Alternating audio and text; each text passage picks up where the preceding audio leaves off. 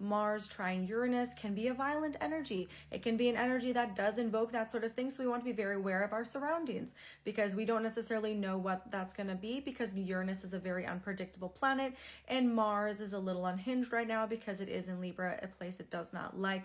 But on a nice note, Mars in Libra, trine Uranus in Gemini, if we choose to focus our energy towards our own independence and freedom, this can be something that can be accomplished this week. Or if we put our energy towards our goals, there's potential to really get those done, because Mars and Uranus can mean there's a lot of energy that you could use to your advantage should you choose to do so, to break through any boundaries or limitations, which is a good thing, because when we think about Mars and Libra opposing Saturn and Aries, Saturn and Aries has been suppressing us in some way. Perhaps you've been feeling inhibited. Perhaps you've been feeling some fears and anxieties about expressing yourself or having your freedom or having your independence or living your life joyfully like you usually do, perhaps.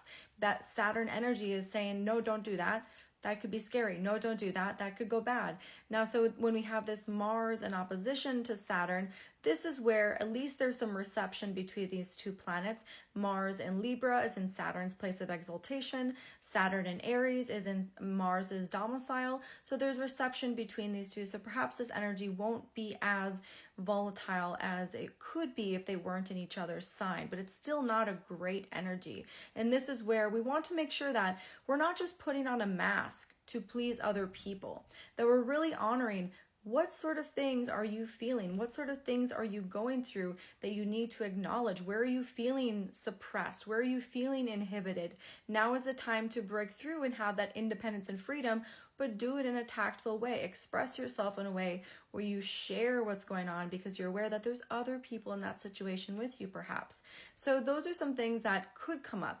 All of this energy is going to be based on how it's sitting in your own personal chart, of course. So you always want to get a reading to see where that sits in your chart. But this is like a week where we really want to be aware that there are some volatile energies that we want to keep ourselves centered and grounded so that we don't get caught up in anything, that we don't get any unnecessary arguments, that we don't trigger people unnecessarily, that we don't get triggered unnecessarily. So we want to just keep ourselves centered and grounded.